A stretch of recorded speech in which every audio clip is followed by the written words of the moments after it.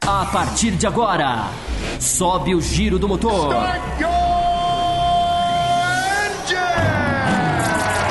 Está começando Café com Velocidade. Opinião e debate sobre o melhor do esporte a motor. Apresentação: Bárbara Franzin, Thiago Raposo e Fábio Campos. Café com Velocidade, o seu podcast semanal de automobilismo. Café com Velocidade.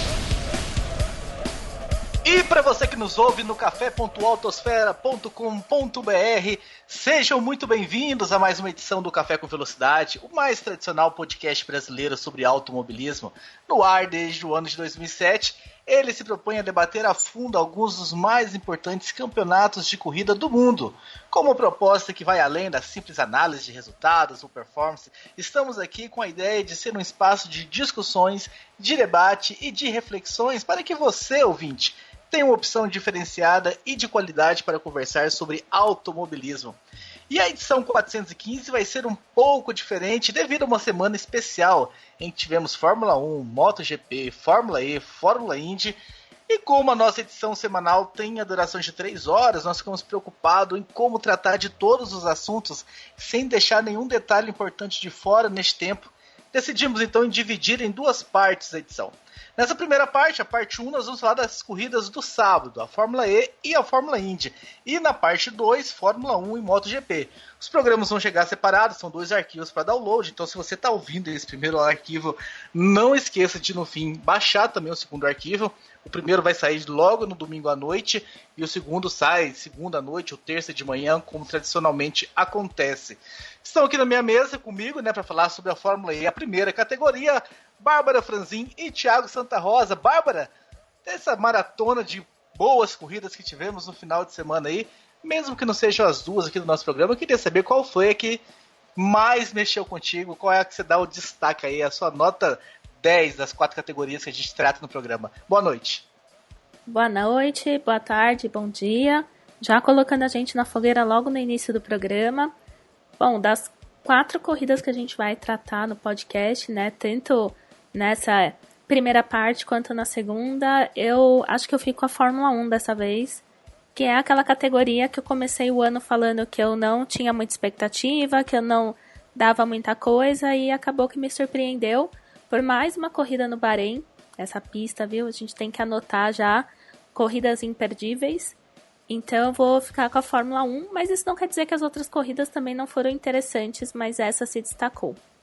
Seja muito bem-vindo também, Thiago Santa Rosa. E para você a pergunta é diferente. E qual foi a que mais decepcionou? Seja muito bem-vindo.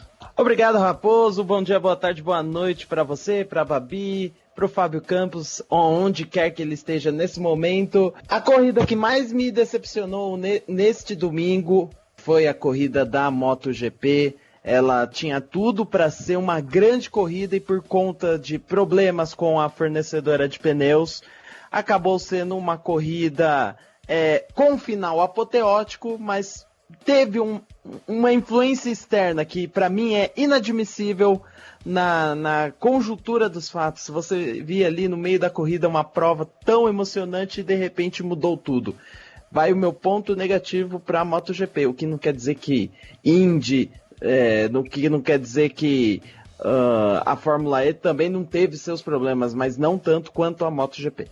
Exatamente, a gente vai tratar de tudo isso nessa edição 415, parte 1 e parte 2, e queria fazer um agradecimento aos nossos apoiadores, que sem eles a gente não poderia estar levando esse tanto de programa, esse tanto de novidade que vocês estão recebendo aí semanalmente. Lembrando, Rosa, semana passada soltamos aí a primeira edição 2016 do Cafeteria, o Cafeteria que é um braço do Café com Velocidade, que trata de outras categorias igualmente importantes, mas que por falta de tempo a gente tem que priorizar, uma fica no Cafeteria, as outras ficam no Café com Velocidade. E como o Cafeteria é mensal, não deixem de baixar, vocês têm aí um mês aí ouvindo pouco a pouco durante a semana, o próximo Cafeteria só no fim de abril. Então vai ser bem interessante aí que vocês baixem, ouçam e mandem as suas sugestões. E lembrando que nessa semana agora, que está começando, vocês estão recebendo esses programas parte 1 e parte 2 no início da semana.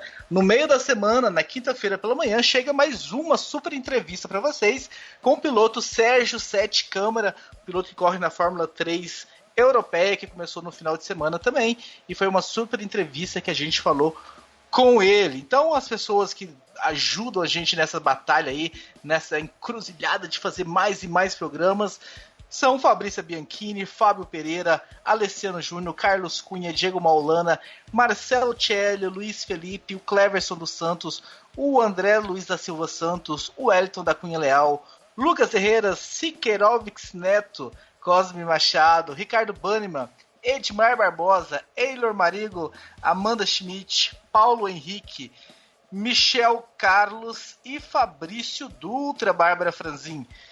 Vamos começar mais uma edição então, mais algum recadinho aqui que eu tenho para dar rapidamente, sobre o nosso grupo do WhatsApp, que esse final de semana foi fantástico, tivemos que dividir o grupo, um grupo para falar só sobre MotoGP, outro da NASCAR, para não dar spoiler. Quem quiser entrar, Bárbara Franzin, me diga o que deve fazer para também fazer parte desse grupo do WhatsApp.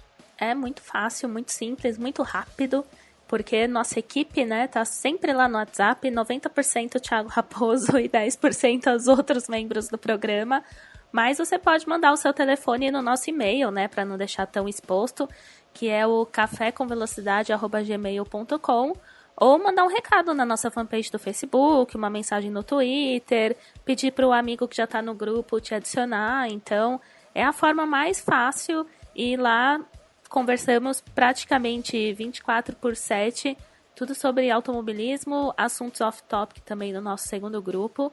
Então a gente faz a propaganda porque é bem interessante, a gente troca muita informação e nesse final de semana, olha, o pessoal acordou cedo, dormiu tarde e viu todas as corridas. E Thiago Santa Rosa, diga pro pessoal, né? A gente está tentando fazer um programa cada vez mais interativo, cada vez pegando a opinião dos nossos ouvintes. A parte 2 vai ter os quadros tradicionais do final de semana, imagem, ultrapassagem, decepção. Quem quiser participar desses quadros, ajudar na decisão de qual foi a melhor ultrapassagem ou a melhor imagem no final de semana, o que deve fazer, Thiago Santa Rosa? É simples, Thiago Raposo. Essa pessoa deve entrar no nosso grupo do Facebook, tá? Nosso grupo do Facebook de debates e opiniões sobre o automobilismo do Café com Velocidade.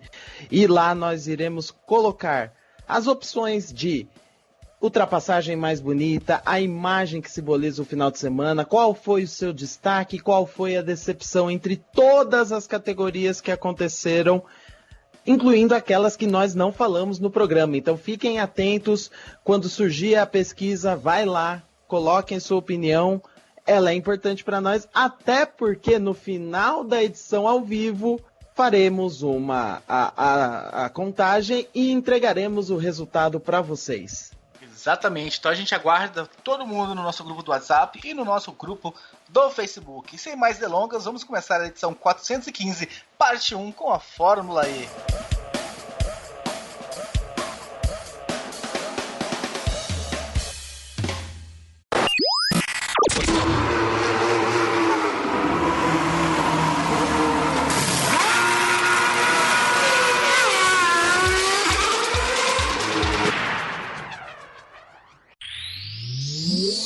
Fórmula E.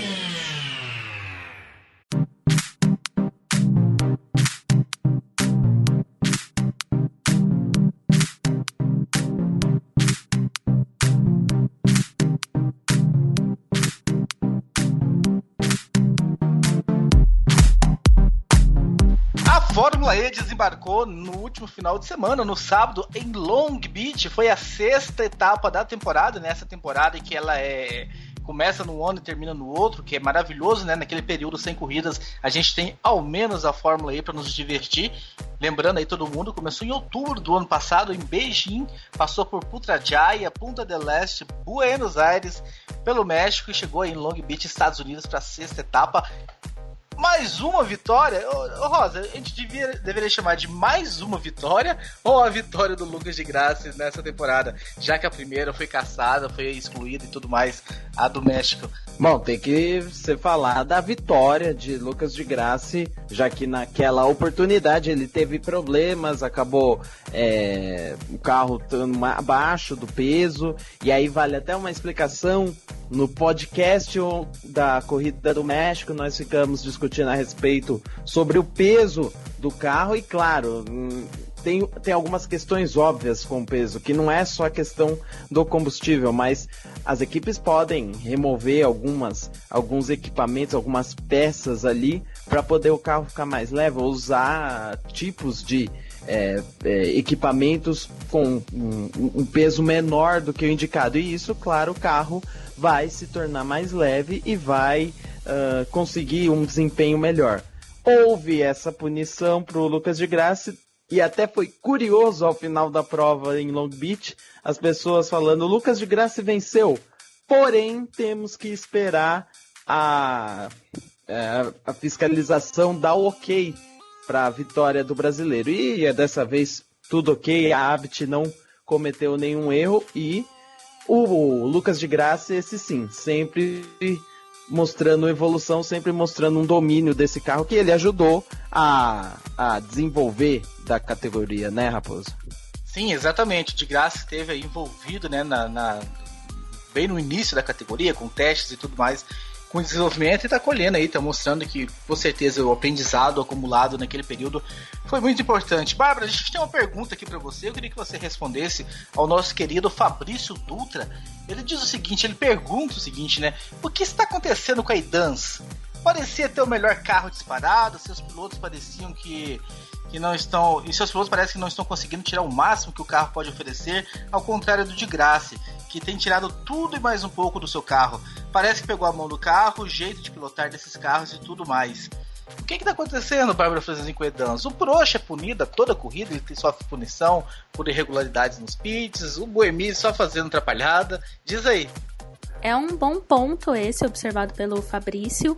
Eu acho que cabe mais das atrapalhadas dos pilotos da Edans do que do carro não ser tão bom assim, porque a gente até pode comparar com o caso do Piquet lá na Nextev, que a gente sabe que é um carro que não nasceu bem e que, por mais que ele tente, eu tenho certeza que a gente vai comentar desse assunto um pouco mais pra frente, não dá certo e sempre acaba acontecendo alguma coisa que ele sofre aí bastante nas provas. Eu acho que esse é o contrário do caso da Edans. Se o carro não fosse bom, os pilotos não iam conseguir nada, né? O Buemi, ele conseguiu já vitórias, voltas mais rápidas, e por isso até que ele tá em segundo no campeonato, mesmo com a desclassificação do de Grassi. Então, é um pouco mais de atrapalhada, como a gente viu nessa prova, do que o carro da equipe ser ruim. E o de Grassi não, pelo contrário, eu acho que ele tem a questão do carro ser bom, ele também tá numa performance muito boa, muito alta, e aí o problema é a parte técnica, né? Então, o que os mecânicos estão fazendo ali que acaba fazendo com que ele seja desclassificado? Então, para mim, é muito mais a questão dos pilotos atrapalhados do que do carro da Edans. E fora que a gente tem que pensar o seguinte, né, Babi? Se você pega os números no campeonato, por mais que a Edans mostrou o melhor desempenho, principalmente naquela primeira etapa na China, e assim, deu a impressão de um domínio como o domínio da Mercedes na Fórmula 1, mas nesse momento do campeonato, Edans e a Abt Scheffer estão no mesmo nível, elas estão até no campeonato de construtores disputando ponto a ponto. São as duas melhores equipes e não deveria ter sido colocado a Edans num nível mais alto, até porque esse campeonato não está tão maduro quanto a Fórmula 1. As equipes não estão àquele nível de maturidade como existe na Fórmula 1. É totalmente diferente, é um desenvolvimento de algo novo, de algo que não existia até então. E é claro, erros são... ocorrem mais chances de acontecerem, alguns eventos que não são programados, nessa etapa nem tanto, que acontecem por conta desse desenvolvimento. Então tem ainda alguns outros fatores que podem ser incluídos nessa equação. O carro da Edams, assim, acho que realmente não tem como negar que nasceu Rosa bem mais forte, um domínio impressionante na primeira corrida, né? A entrevista que a gente fez com o Lucas de Grassi, ele até explica, né, um pouco do detalhe técnico. Se você não viu, nós fizemos uma entrevista com o Lucas de Grassi recentemente. Baixa lá a nossa barrinha de colagem no café.autosfera.com.br. Eu recomendo, é uma entrevista com duração de cerca de 40 minutos e ele vai a fundo em muitos detalhes, tanto da Fórmula E quanto do FIA WSC. É bem legal. E ele explica um pouquinho, né, por que da superioridade da Idams. Mas tem um fator humano também, né? Tem um fator técnico. Acho que os pilotos realmente estão, como o Fabrício disse aí, se esforçando um pouquinho. A Audi Sport, não é que a Audi Sport está muito atrás, tinha um déficit pequeno ali, mas que o de graça está conseguindo tirar isso das mãos, com certeza. Tem um comentário aqui, Bárbara, outro comentário que eu queria que você repercutisse, né? Vai em cima disso que a gente já falou, só para registrar. O Leandro JF diz: e finalmente o Buemi. Ele está se esforçando muito mesmo para perder no campeonato. Se ele ganhar, seria o caso claro de o carro merecer o título, mas não ele. Acho que é por aí, né? Porque a quantidade de erros que ele está cometendo, de graça está fazendo um campeonato limpo aí, infelizmente. Até falando um pouquinho da punição, né? A explicação que eu ouvi é de que eles tiveram um problema com o carro, tiveram que fazer uma remontagem lá e que não tinha tempo mais para pesar o carro, porque geralmente para pesar o carro existe um box específico, né? Pelo menos em Interlagos, quando a gente vai para as categorias, eu sei que é assim, né? O box 1 de Interlagos é o box das pesagens. Então todas as equipes que mexem seus carros, em algum momento elas têm que empurrar o carro lá manualmente, pesar e voltar com o carro, para ter certeza se está no peso correto ou não. E não sei se numa Fórmula 1 ou numa Fórmula E, se cada equipe tem uma própria balança ali para tirar as dúvidas de peso ou não. Eu sei que a explicação que foi dada é que não tinha tempo, porque tiveram que fazer uma mudança lá correndo, na questão da bateria e tal, e assim que ficou pronto, muito em cima da hora para a corrida, e não dava tempo mais de fazer a pesagem. Mas esse comentário do Leandro JF meio que condiz um pouquinho com a realidade, né? O Buemi realmente está se esforçando, Bárbara. Pois é, se esforçando ao contrário, e eu só tiro dele a questão mais no começo do campeonato, quando a gente viu muitos carros apagando do nada no meio da pista. Talvez a gente às vezes apaga porque foi antes da virada do ano, mas já é essa temporada da Fórmula E. E que eles ficaram algumas vezes, né? Ele e o Prost ficaram ali tentando não deixar o carro, entre aspas, morrer e voltar para a pista. Mas tirando essa situação, o Buemi, ele tá me parecendo um pouco afoito e às vezes desesperado, porque nas duas últimas provas a gente viu ele cometendo alguns erros assim que dava para esperar, dava para ter um pouco mais de paciência, tinha como batidas serem evitadas, e parece que não, que ele tá ali sempre na expressão do Galvão, né, com a faca nos dentes, achando que aquela prova pode ser a última, que tudo vai acabar ali. O de Graça tinha retomado apontando o campeonato, aí o Buemi deu uma sorte danada, que ele foi desclassificado, voltou, agora ele perdeu de novo, e assim, essa vitória do de Graça está confirmada. Então se ele não der aí uma respirada, se concentrar um pouco mais, eu acho que ele vai acabar perdendo o campeonato por bobagem, pequenos erros que no fim das contas acabam fazendo diferença. Eu achei ótimo esse adendo da Bárbara, a vitória foi confirmada. Eu fiquei na impressão, né, não posso garantir isso, porque eu não conversei com o Buemi, não vi ele falando nada sobre isso, mas ele faz uma ultrapassagem magnífica, né, na volta 9, pra cima do Daniel Abbott, ali naquela parte que tem aquele cotovelo ali, aquele hairpin, no circuito de Long Beach. E até tá na minha eleição ainda como uma das melhores ultrapassagens do final de semana. No final de semana que tivemos algumas boas ultrapassagens, mas essa do Buemi pra cima do Abt sem dúvida nenhuma, uma das minhas aí candidatas à vitória.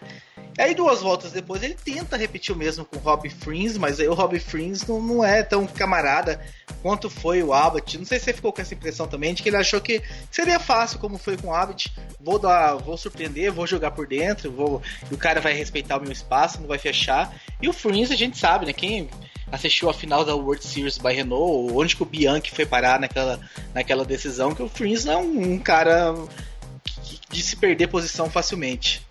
Não, isso sem dúvida, Raposo. Nós sabemos do histórico do holandês. Ele é um piloto agressivo, mas não tem como. O Buemi errou completamente ali a tomada. Por mais que o Frins possa ter freado mais tarde ou alguma coisa nesse sentido, ele não respeitou o piloto da frente no sentido de vamos tentar fazer essa manobra no momento certo. Ele achou que poderia fazer igual fez na ultrapassagem anterior.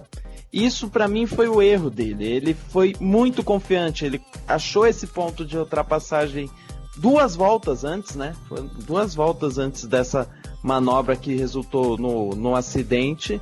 E, assim, faltou mais análise pro Buemi. Faltou mais parar um pouco e pensar sobre o que ele estava fazendo.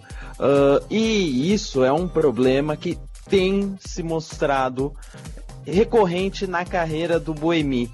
E até o ponto, e eu começo a pensar nisso, até o ponto de se pensar por que ele não está na Fórmula 1 e agora está na Fórmula E com esses resultados sempre oscilantes. Porque é um piloto que, quando tem um potencial para poder crescer, ele não faz por merecer. E isso pode deixar marcado. Já deixa, né? Já deixa marcado. O ano passado foi assim, no final do campeonato, quando ele teve a chance de conquistar o título, ficou marcado. Na prova do México, agora nessa prova nos Estados Unidos, ele tem que se cuidar, porque a pressão só vai voltar para ele. E isso é um jogo mental muito forte.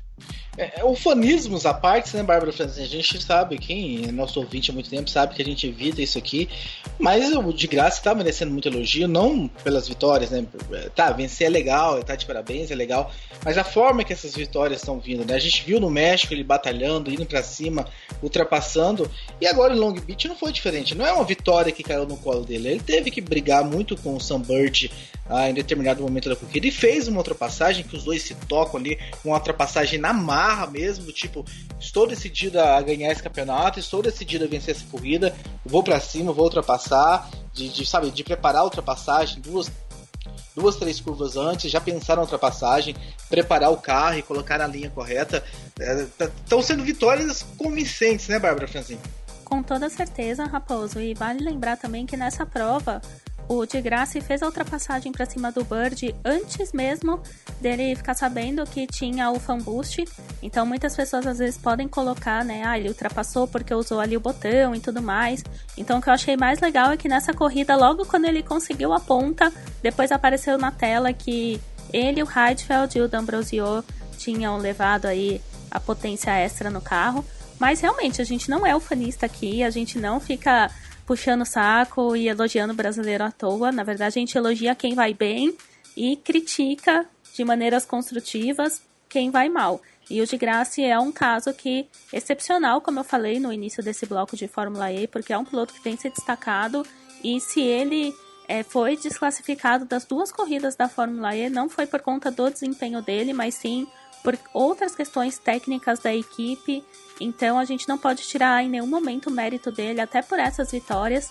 E o que eu achei também mais legal foi a hora que ele sai do carro, a reação, sabe? De tipo, eu consegui de novo, eu voltei, porque falaram pra ele logo em seguida que ele era o líder do campeonato novamente. Então foi muito legal aquele desabafa, aquele, sabe?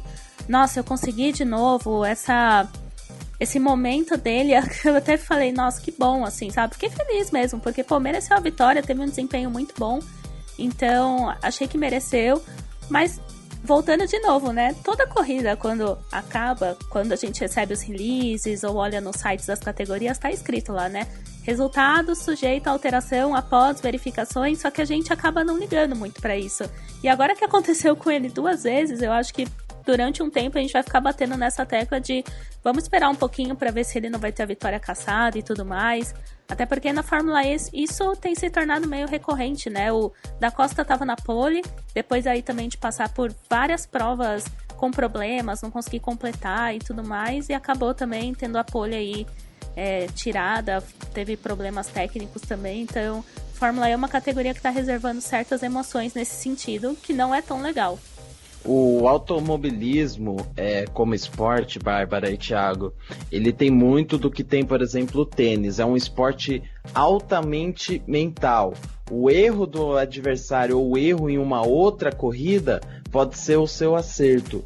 E até pelo que o de Grassi falou ao final da corrida, né?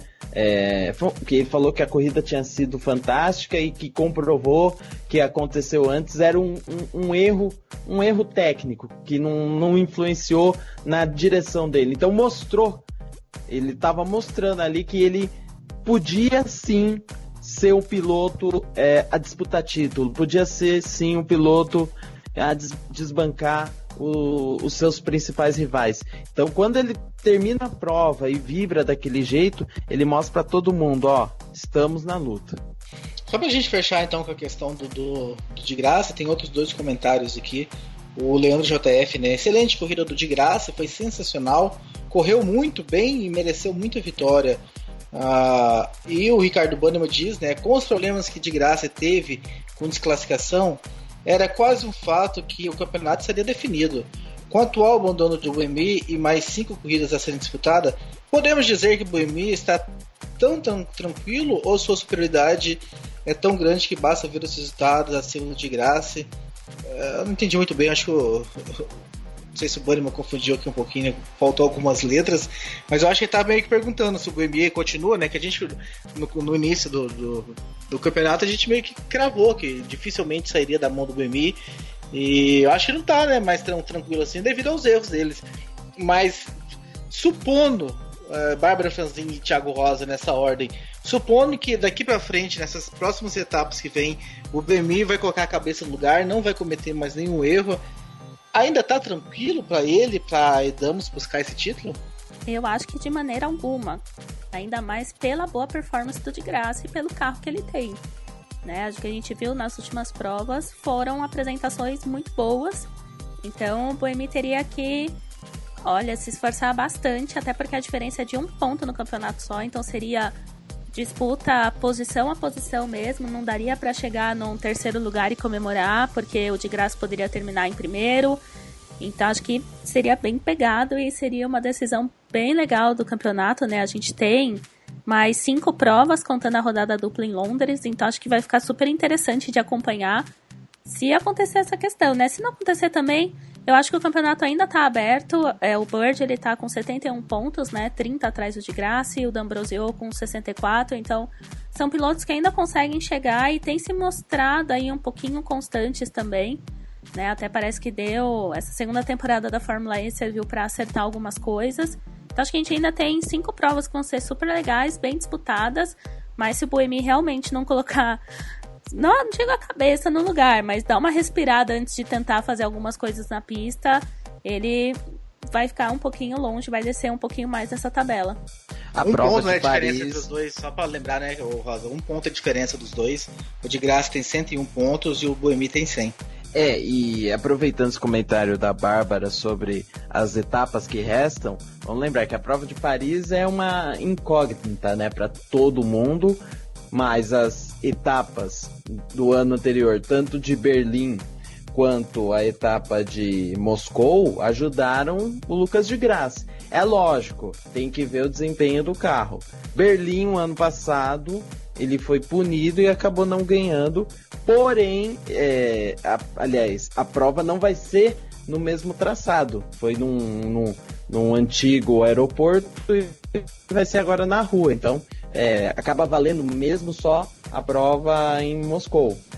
E aí em Londres foi aquela coisa que a gente sabe, a pressão falando mais alto. No caso, o campeonato está aberto, mas eu acho que está aberto entre esses dois. Quem errar menos a partir de agora quem vai se sagrar vencedor. Não creio no Sunbird chegando, não creio em nenhuma outra zebra, por mais que são 30 pontos possíveis durante um final de semana. Eu acho que vai ficar entre esses dois, até pelo que eles mostraram nessa metade inicial do campeonato. É uma pergunta difícil essa do Bannerman, porque o Buemi tá errando não só na corrida, né? Ele erra também na classificação. Então ele era para estar largado um pouquinho mais à frente, não se classificou bem, cometeu um erro e largou atrás. E largando atrás teve que partir para recuperação e se envolveu num acidente. Se considerasse que ele colocaria a cabeça no lugar, incluiria classificação e corrida, né, que ele tiraria o potencial do que o carro a gente sabe que tem e que faria corridas mais tranquilas, eu acho que ficaria muito difícil pro de graça. Não digo impossível, não, porque o de graça está mostrando que está conseguindo buscar onde não tem, está conseguindo colocar o carro em bom nível, está ganhando o fan boost, né, que queira ou não queira é uma ajuda, né, no segundo carro tem uma potência a mais ali para se defender de uma ultrapassagem ou para conseguir uma ultrapassagem. Mas a questão é que não existe mágica, né? Não existe garantia nenhuma de que o Buemi, de uma hora para outra, vai parar de cometer os erros, até porque agora ele se sente um pouco mais pressionado e tal, e essa pressão talvez até conta um pouco negativamente aí para não cometer mais erros. A gente recebeu um comentário bem interessante aqui, Bárbara, do Leonardo Guino. Leonardo Guino, nosso parceiro, né? Lá do podcast Trio Wide, onde eu e o Thiago Santa Rosa às vezes aparecemos, às vezes damos as caras para falar sobre NASCAR. Ele disse o seguinte: a cada corrida estamos vendo um equilíbrio maior, e as provas que antes eram uma loteria agora passou a ser mais previsível. Temos brigas sim, mais isoladas. Seria talvez porque as equipes e os pilotos passaram a ter um entendimento maior, tipo, eles aprenderam como brincar com os carrinhos e tal.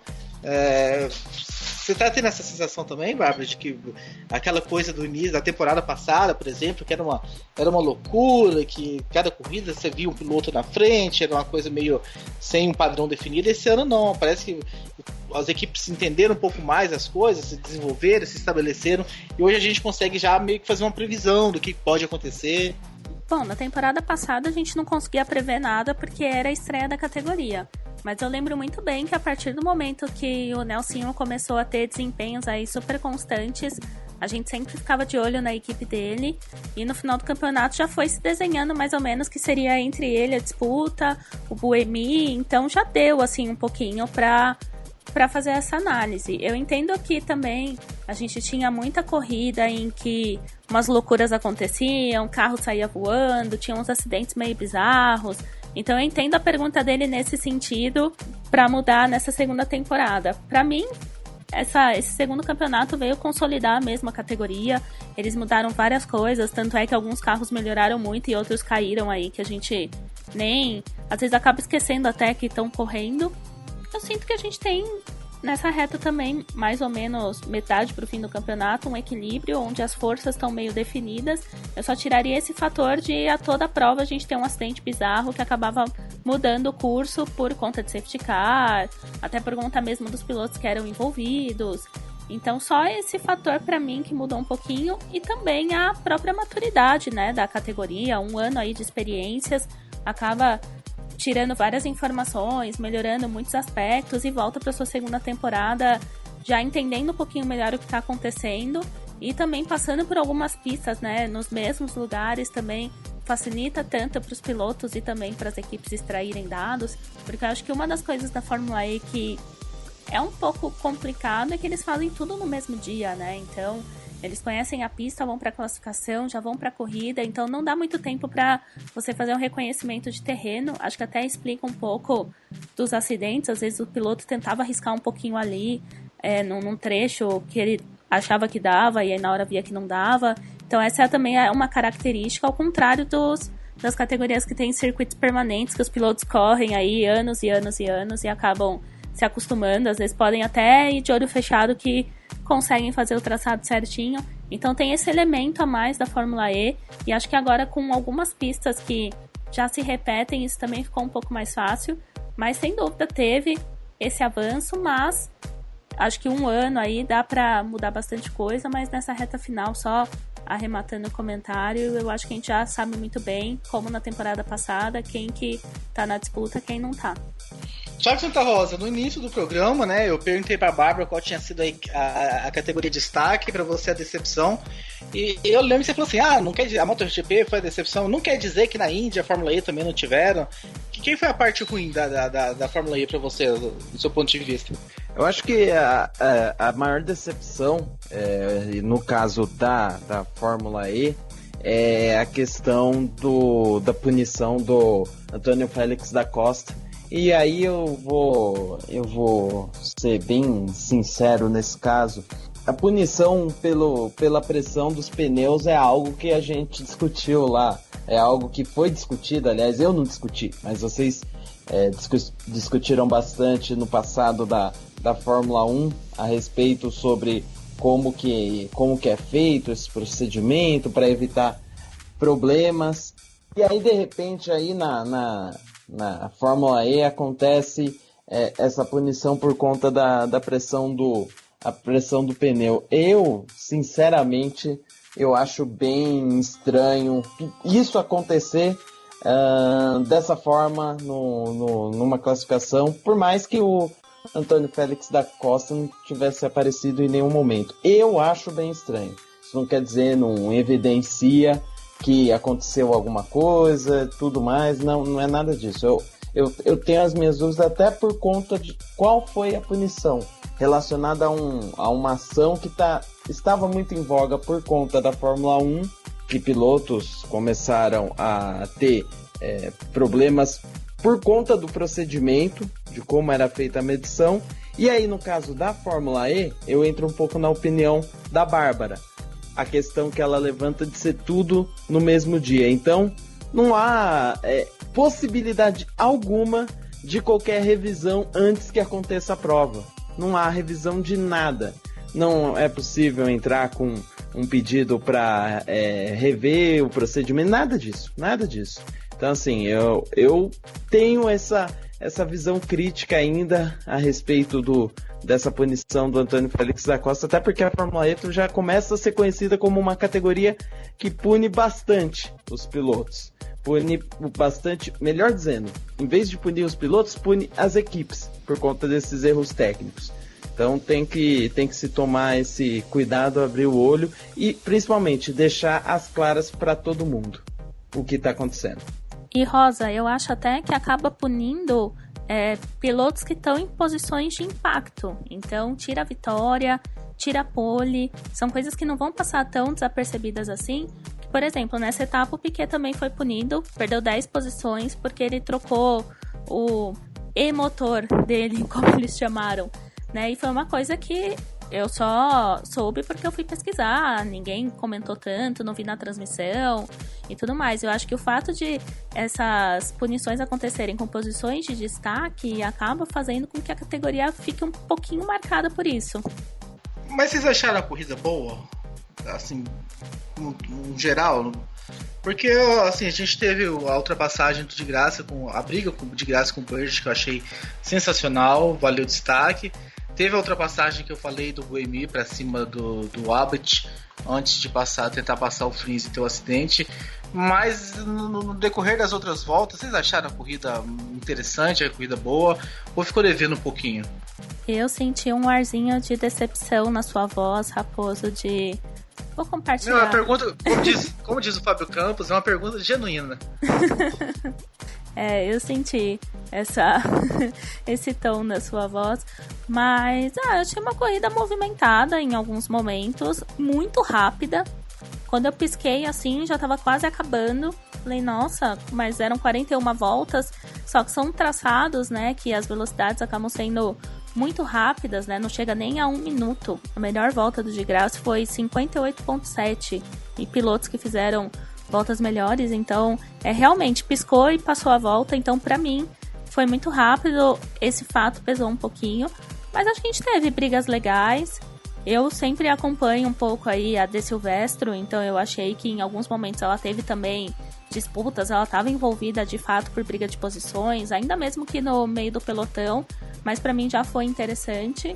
Então não ficou devendo essa corrida, mas também não vou dizer que, nossa, foi a melhor prova da Fórmula E, a melhor do meu final de semana. Também não foi, mas foi uma prova regular. Não terminou, eu estava decepcionada, eu estava tipo, ok. Eu, em compensação, já achei a prova mais movimentada que a prova do ano passado e aceitei um pouco o que foi a prova, Raposo. Não que foi a prova mais maravilhosa da Fórmula E, mas por saber que essa pista de Long Beach, mesmo com esse traçado reduzido em comparação com a pista que veremos a seguir da Fórmula Indy, ela proporcionou até uma corrida agradável de se assistir, que não faltou elementos para poder chamar de boa. Teve ultrapassagens, teve acidentes, por mais que eu sempre deteste essa questão de acidente ser um fator para deixar a corrida boa. Acho que acidente não quer dizer que é um fator diferencial, mas ele pode trazer alguma emoção quando mexe na disputa, que foi o caso principalmente do Buemi. Mas é claro que em relação a outras etapas da Fórmula E, aí sim, por exemplo, Punta del Este, já teve corrida no ano passado que eu achei muito melhor, do ano passado, do ano retrasado, eu achei muito melhor, a do ano passado, que é referente a essa atual temporada, achei meio fraquinha. A prova de Putrajaya, as duas provas foram boas, então você pega assim, lembrando algumas etapas dessa categoria, você vai ver etapas com movimentação. Buenos Aires, que a primeira etapa para mim foi a mais espetacular de todas dessa categoria, mas fazendo aquela ressalva ao que é Long Beach hoje, com aquele cotovelo sendo um momento de maior emoção da pista, acho que até que foi boa. E também porque essa prova ela não foi decidida por conta de batidas e acidentes, né? Às vezes muda toda a tônica da prova porque tem uma batida logo no começo e aí vem um safety car, acaba mudando tudo que está acontecendo. E nessa prova foi bem ao contrário, né? A gente teve brigas por posições no início, disputa pela liderança e só depois, mais pro meio, final, alguns pilotos com problemas, o Buemi acertando fringes, o Nelsinho batendo. Então, às vezes eu acho que quando essas coisas acontecem mais pro final e no início tem uma disputa, eu acho que a prova fica, não digo melhor, mas com uma qualidade um pouco diferente. E antes a Fórmula E tinha muito essa característica que todo mundo sabe, né? Que eu gosto dessas provas meio malucas e bagunçadas. Mas a Fórmula E era demais no início. Eu acho que isso, depois de um tempo, acabou prejudicando mais do que favorecendo. E agora eles estão numa tônica que tem disputas. Os pilotos não fazem, quer dizer, né? A maioria, alguns ainda fazem besteira, mas a maioria vai lá, consegue fazer uma ultrapassagem limpa, ganha posição. E tem os que batem, enfim, acidentes acontecem em todas as categorias. Não tem que também ter um demérito do piloto por conta disso, mas a prova não ser definida por conta disso também já mostra que teve uma evolução. Então eu não fiquei chateada nem frustrada, não. Onde você assistiu a corrida?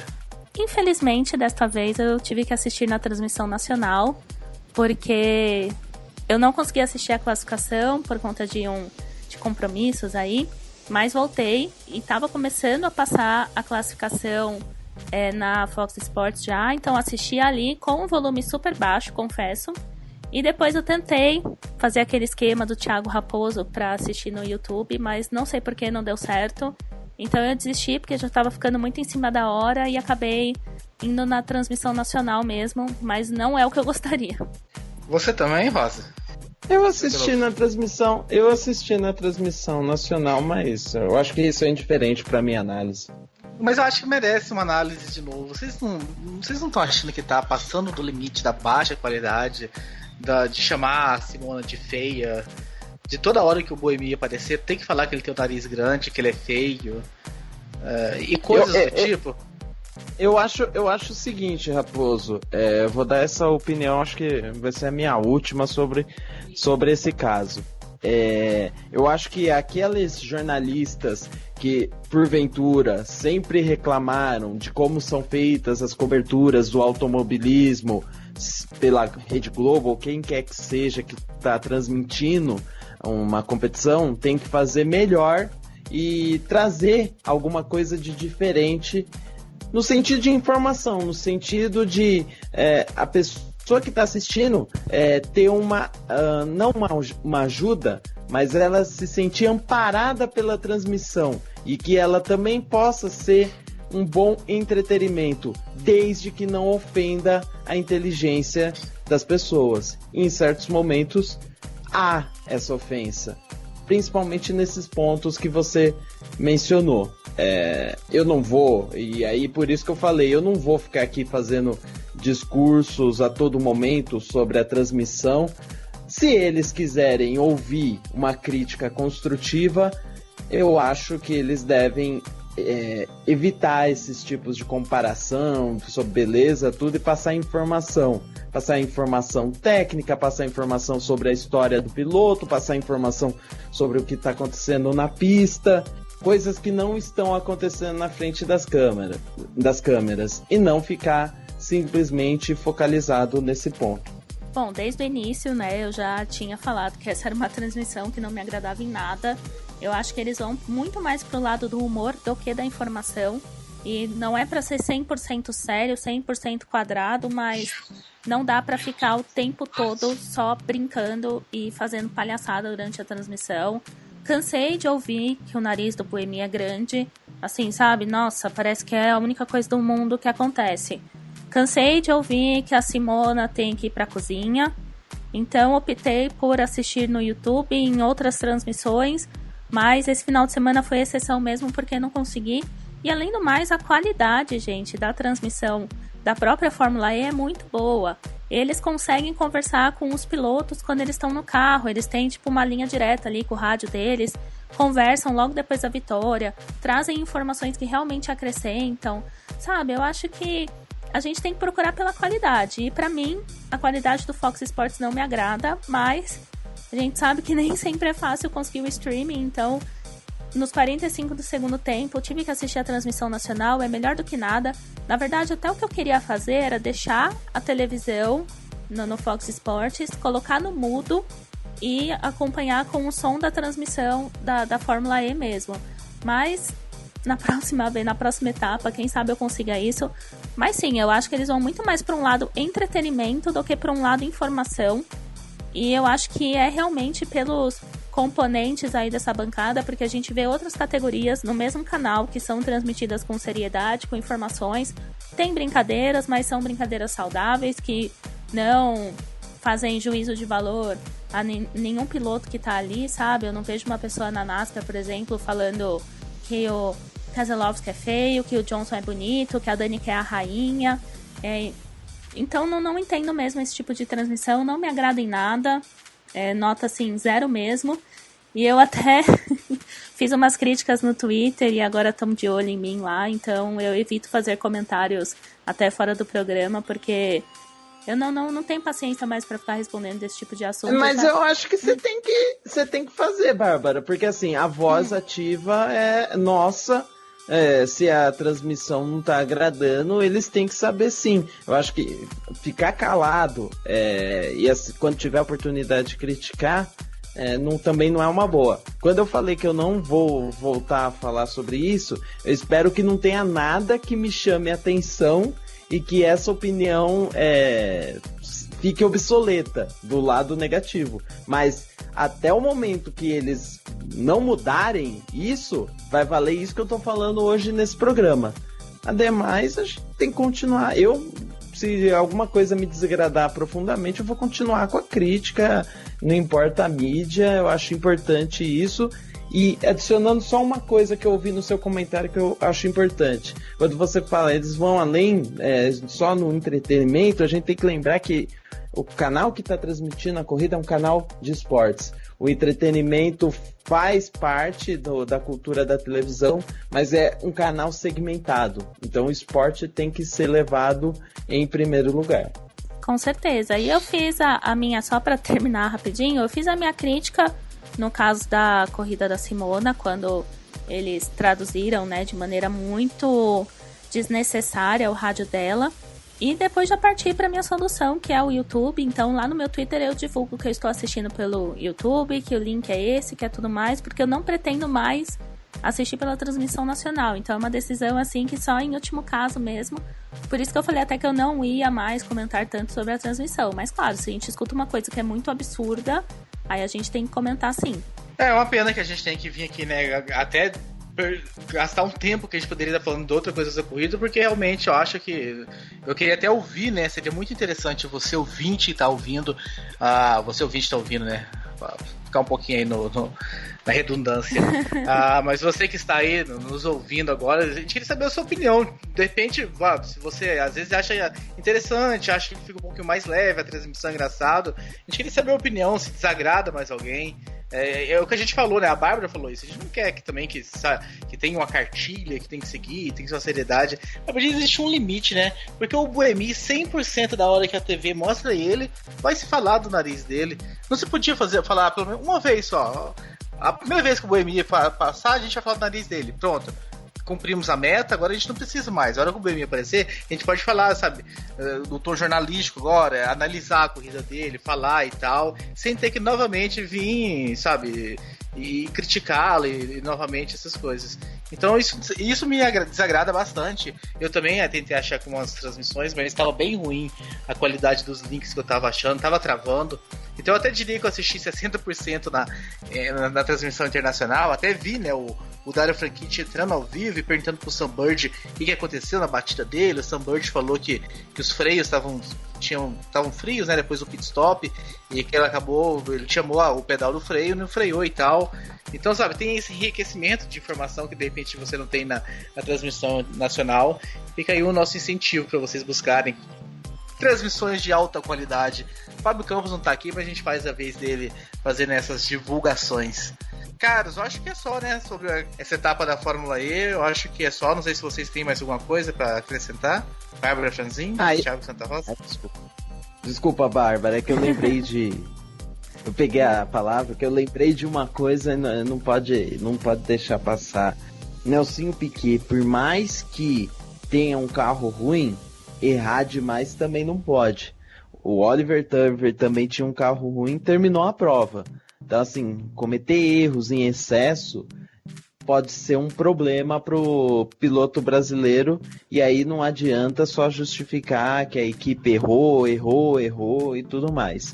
Você vê o caso do Bruno Senna. No início do ano, a Mahindra, o início da temporada, aliás, para ficar mais claro, até porque a temporada começou no ano passado, a Mahindra, no início da temporada, não tinha um desempenho tão bom. E agora já começa a desempenhar de uma maneira melhor e teve um destaque nessa última etapa. Então... por favor, né? Tem que ter esse bom senso aí para evitar problemas no futuro. Eu acho que o Piquet tem essa questão, né? Ele sabe que o carro da equipe não tá legal, mas ele tá cometendo erros também, né? Aquele erro ali não tem interferência do carro, né? Acho que ele tá querendo andar um pouco mais que o carro, tá verdade. É verdade, mas no México bateu lá, agora bateu novamente. Eu acho que não tá realmente num bom ano. Talvez Não, eu não vou falar de motivação, não. Talvez a questão do carro. Pode. Talvez essa questão do carro ruim acaba, sabe, fazendo com que ele perca um pouquinho aí. Mas por que não pode falar da motivação? Porque a gente não conhece, você sabe, você conhece ele, você é amigo pessoal dele pra saber se ele tá motivado ou não. Às vezes é outro motivo. A gente de muito longe aqui, cravar que o cara tá motivado ou que o cara tá desmotivado é um baita de um chute, né? A gente não sabe se foi bem, motivação. Mas tudo bem, mas você viu as entrevistas dele, você acha que ele, conhecendo o Nelsinho, de todas as entrevistas que ele já deu até pra gente, entrevistas no nosso blog sobre NASCAR, tudo, você sabe muito bem como que é a reação dele. Você acha realmente que ele se sente motivado nesse ano, depois de ter sido campeão? Assim... não é 100% de certeza, mas há indícios claros que ele não tá motivado. Mas isso é complicado, a gente não sabe se não tem uma motivação ali de querer buscar um ponto, de não ser uma temporada perdida, ou a motivação de querer, sabe, mostrar alguma coisa mesmo com um carro tão difícil. Às vezes é o contrário, às vezes não existe desmotivação, às vezes existe excesso de motivação que o leva a cometer algum erro. Essa é a questão que eu acho muito difícil, muito chute, muito... você chutar que o cara tá animado, não, ele tá desmotivado ou motivado demais, ou se ele tá com problemas psicológicos. É claro que o psicológico tá afetado. Essas afirmações é meio perigosas, eu acho. Mas tudo bem. Aí tudo bem, aí eu até concordo contigo, mas que ele pode estar desanimado e desmotivado para essa temporada por tudo aquilo que se esperava, aí sim.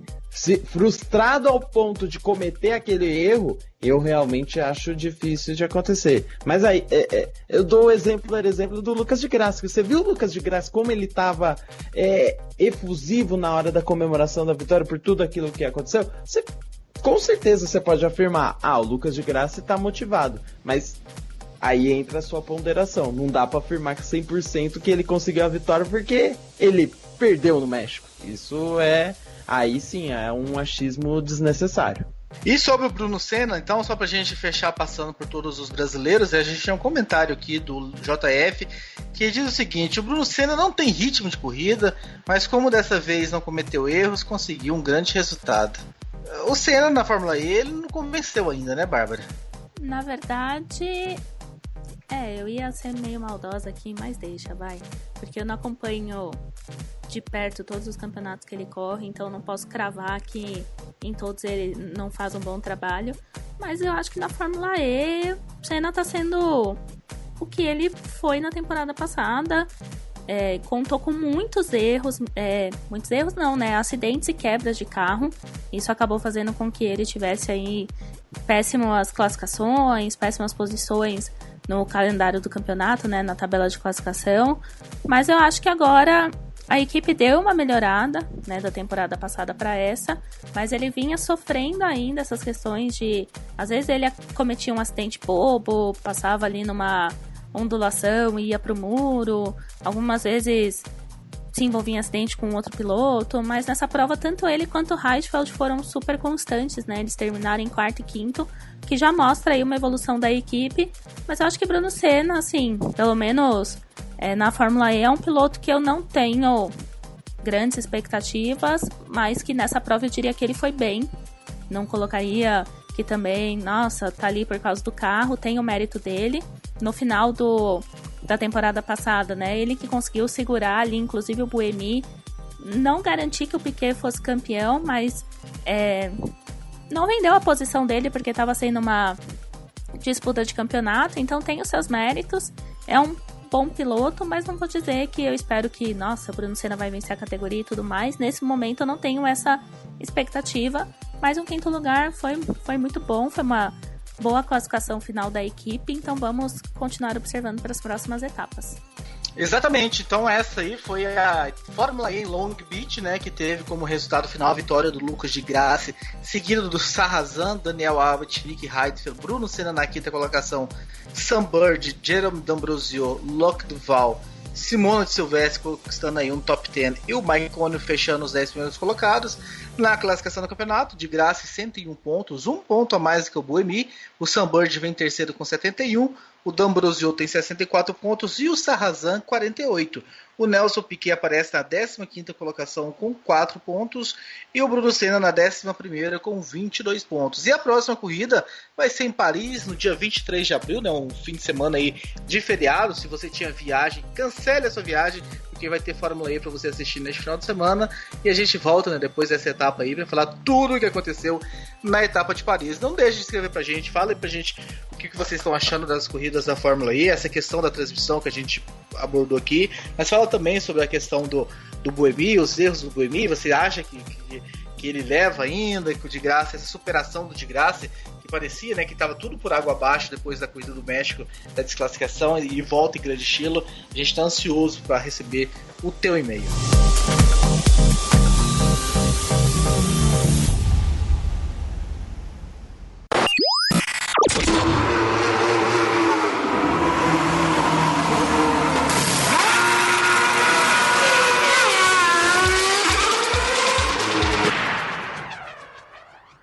Fórmula Indy.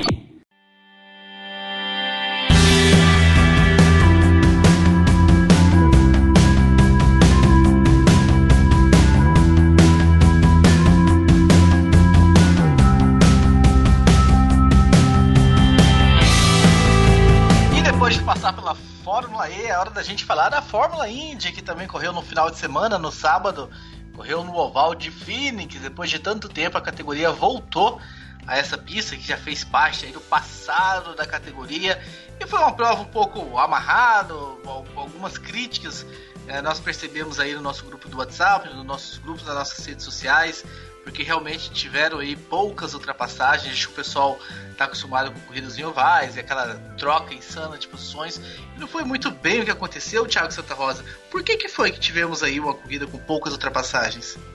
Olha, Thiago Raposo, eu acho que foi muito em função do pacote aerodinâmico adotado pela categoria, um pacote que foi, de certa forma, criticado no início do ano nos testes de pré-temporada pelo pessoal principalmente pela Penske e pela Ganassi, que pontuaram que não teriam tanta disputa por conta desse pacote, que utiliza um pacote com uma pressão bem grande, pressão aerodinâmica, e ele é utilizado o kit que é o mesmo dos circuitos mistos. Portanto, era sabido de início que não existiria tantas possibilidades, porque foram feitos testes, foram feitas atividades no circuito pouco tempo antes da prova.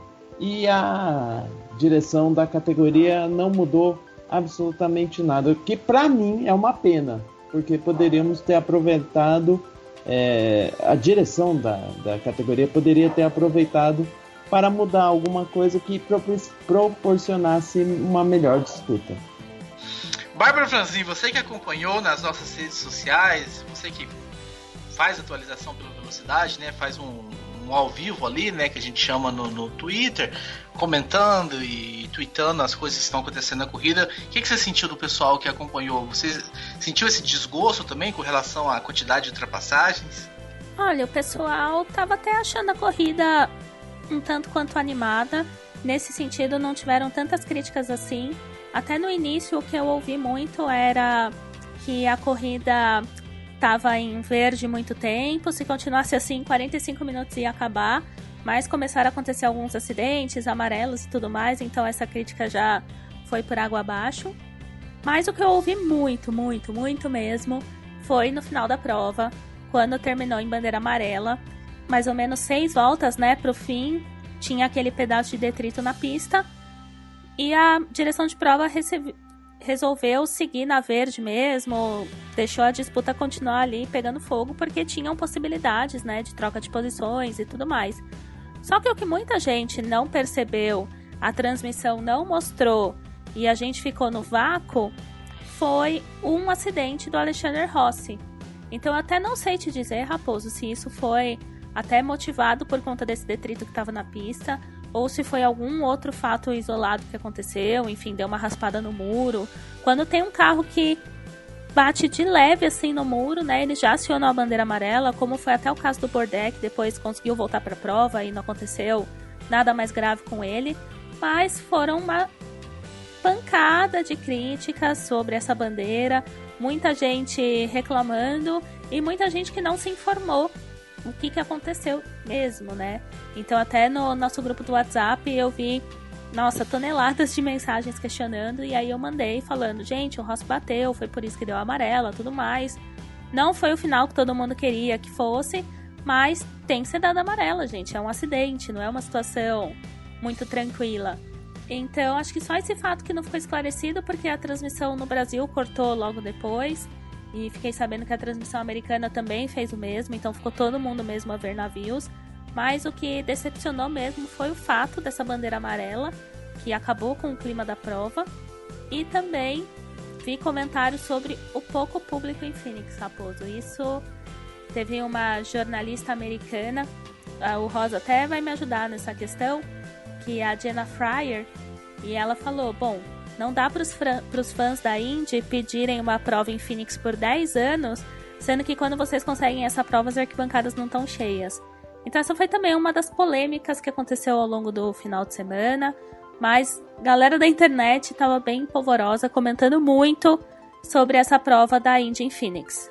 E a Jenna Fryer, que ela assina matérias tanto da Indy como da NASCAR pela Associated Press, questionou o número baixo de pessoas nas arquibancadas, e ao longo da corrida foi divulgado que haviam 17.500 pessoas no autódromo.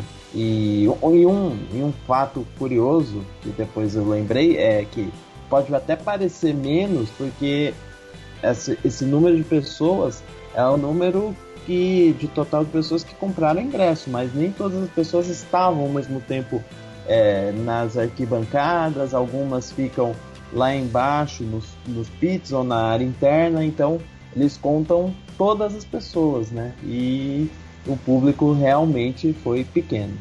Exatamente, teve essa questão do público. Eu nem sei, né, se cabe falar que a NASCAR correu em Phoenix há muito pouco tempo atrás, acho que menos de um mês atrás, né? Então, eu não sei, né, até que ponto a situação financeira do americano suportaria isso ou não, né? Eu fico pensando no Brasil, né? Se tivesse aqui, por exemplo, em São Paulo, 2 corridas grandes no mesmo mês, talvez não haveria uma verba aí suficiente, ou talvez eu precisaria fazer um aperto para acompanhar as 2 corridas no autódromo e tal. Eu sei que os ingressos não são nada do outro mundo, mas é um preço, né, para você ir 2 vezes no mês. Talvez essa proximidade com a corrida da NASCAR tenha afetado um pouco, ou não, talvez seja interesse mesmo, não sei, não tenho a resposta, mas talvez teria sido um pouquinho interessante, né, se tivesse descolado um pouquinho da prova da NASCAR, não tivesse ficado tão junto assim, para ter essa folga aí. Não sei, voltando, repetindo, não sei se a questão financeira pegou, mas talvez fosse interessante se não tivesse sido tão colado. Mas sobre a corrida em si, né, tem um comentário aqui positivo, acho interessante, que a gente tem alguns comentários negativos com relação à corrida, então vou começar com o positivo, que é do Guina. Leonardo Guina novamente nos escreve e diz que não adianta, as corridas em ovais da IndyCar sobram emoção e incertezas, fazendo com que precise ficar ligado na corrida. E o mesmo não vemos nos circuitos permanentes. Talvez os de ruas trazem um pouco mais de emoção. Escalonando seria assim: nos ovais 100% de emoção, nos de rua 80% e nos permanentes 60%. Essa escalonação é bem interessante, né? Porque vai de cada um mesmo. Eu colocaria 10% para circuito de rua, não mais do que isso, porque eu não gosto de circuito de rua. Mas você já prefere de rua do que permanente. Não sou bem assim. Eu tenho esse sentimento, né, que ele falou, de estar ligado ali, aquela corrida de Phoenix, por mais que não estivesse acontecendo ultrapassagens, tinha tentativa, tinha defesa de posição, tinha aquela questão da velocidade, os carros entrando nas curvas e tal muito rápido. Eu tinha essa sensação assistindo a corrida, talvez era uma coisa muito pessoal minha, e que eu não sinto quando eu assisto uma corrida de rua. A corrida de rua eu acho tudo muito feio, aqueles circuitos montados meio que na gambiarra, que eu acho, e alguns trechos muito estreito, curvas de 90 graus que não me agradam, acidentes nessas curvas que aí trava a passagem de todo mundo tem que parar, vira aquela confusão generalizada. É muito pessoal. Então, assim, eu gostei de Phoenix, apesar de não ter tido tantas ultrapassagens. Mas, por exemplo, Rosa, o Fabrício Dutra escreveu o seguinte sobre a corrida. O Fabrício não, o Leandro JF: não foi uma corrida excelente, bem longe disso. Faltou aquela imprevisibilidade das ultrapassagens que só encontramos nas corridas de rua. Tenho certeza que até o Raposo sentiu falta de Baltimore, o que não é bem verdade, né? Então tem essa questão, né? Algumas pessoas não ficaram satisfeitas pela questão desse novo carro, ou essa configuração não permitir. A gente via até dificuldade, né, de pilotos líder dar uma volta em cima de retardatários. É curioso isso mesmo, Raposo. Eu concordo um pouco com o comentário do Leonardo. Obviamente o Leandro está fazendo uma brincadeira aí em relação à questão dos circuitos de rua, mas no caso do Leonardo Guina, eu sei que ele gosta bastante desse tipo de circuito, até por conta de algumas outras corridas que acontecem, de protótipos, enfim. Mas é interessante porque você acaba ficando realmente ligado à velocidade, o tempo todo, os carros passando perto do muro, dando aquela sensação que a corrida é realmente rápida. Enfim, tem uma série de fatores, uma série de coisas que dão a impressão mesmo que é uma prova, por mais que não tenha ultrapassagens, seja interessante. E assim, não é que não teve ultrapassagens, até teve algumas tentativas, algumas ultrapassagens consumadas, mas era realmente muito difícil de passar, era realmente uma tarefa complicada. Então junta também o meu primeiro comentário, essa questão que a prova de Phoenix acaba sendo um pouquinho melhor por conta dessa questão do aspecto de velocidade que entra e tudo mais. Isso também vai de encontro, aí já as pessoas que ouvem o podcast já sabem que eu tenho essa opinião a respeito sobre aquele projeto da Fórmula 1 de fazer com que os carros sejam até 3, 4 segundos mais rápidos do que os atuais. E isso entra na conta também. Quanto mais velocidade, dá essa impressão de uma corrida mais bem disputada. E até continuando no comentário do Guina, que ele fala sobre as emoções dos ovais, né? E ele até traz um ranking pra gente, falando que o oval é 100% de emoção, rua 80% e permanente 60%. Eu até discordo um pouquinho nesse sentido, eu deixo o oval sim como a primeira linha, que essa prova em Phoenix, assim, já foi muito, muito, muito, muito melhor do que o que a gente viu em St. Pete. Eu falei, né, no programa que a gente fez dessa prova, dizendo que eu tava com muita expectativa para Indy voltar e me decepcionei porque foi uma corrida muito amarrada, muito complicada. Então eu só inverteria. Para mim, às vezes, uma corrida num circuito permanente é mais legal do que num traçado de rua. É um misto de Indianápolis, né, que também fica junto em maio no mês das 500 milhas. Me proporcionou provas bem legais e interessantes e é num circuito permanente, só tem um traçado ali alterado. Então eu só discordo um pouco nesse ponto, mas já foi uma prova que, voltando para Phoenix agora, né, já foi uma corrida que deu pra gente ficar traçando estratégias, tentando entender um pouco o que ia acontecer com as amarelas, quem ia para os pits, quem não ia, e às vezes esse jogo de estratégias, né, faz muita diferença também, faz com que a corrida fique não só legal de se ver na pista, mas a gente tem que tentar fazer um exercício para entender um pouco o que vai acontecer e tudo mais. Então é interessante nesse sentido também, e foi muito mais movimentado do que a primeira prova que a gente teve, até pela própria tabela, né, de classificação, como é que ficou o final da corrida. Pilotos que largaram lá na frente se deram mal, e não só por erros da equipe ou com os carros, mas caíram mesmo em desempenho, e depois pilotos que largaram lá atrás conseguiram se recuperar muito bem. Então foi muito mais interessante, e apesar de ter visto algumas reclamações aí de não tantas ultrapassagens assim, o pelotão todo mexeu, então já é muito positivo. Falando um pouquinho sobre o vencedor, né? Vamos começar com ele, o Scott Dixon, que mais uma vez o Santa Rosa veio, né, evoluindo durante a corrida, obviamente apoiado por uma grande equipe, né? A equipe Chip Ganassi é uma grande equipe, mais que parecia estar um pouco atrás da Penske em resultados e desenvolvimento nesse ano, mas no decorrer da corrida ele conseguiu aí evoluir, conseguiu chegar lá na frente, depois que assumiu a primeira colocação, não mais saiu e já venceu mais uma vitória, né, para a carreira desse piloto aí, tantas vezes vencedor e já tantas vezes campeão da categoria. E já começa forte, né? A Bárbara sempre diz, né, que o Dixon é um cara que vai crescendo no campeonato. Geralmente não começa tão bem, mas vai crescendo. Quando ele começa já forte assim, é pra se assustar, Rosa? Eu não acho que é pra se assustar, até porque não vejo assim com um começo tão forte. Essa prova teve alguns fatores que levaram ele a conseguir a vitória. Os fatores que são da parte dele, como a guiada dele durante a corrida, ele não cometeu erros, mas também não apostou em nada mais ousado. Foi na linha dele, tranquilo. Ele foi ajudado pela equipe também, muito ajudado pela equipe nas paradas de boxe. E aí entra os fatores extras que ele contou, principalmente a ajuda do time Penske, que a gente vai falar daqui a pouco.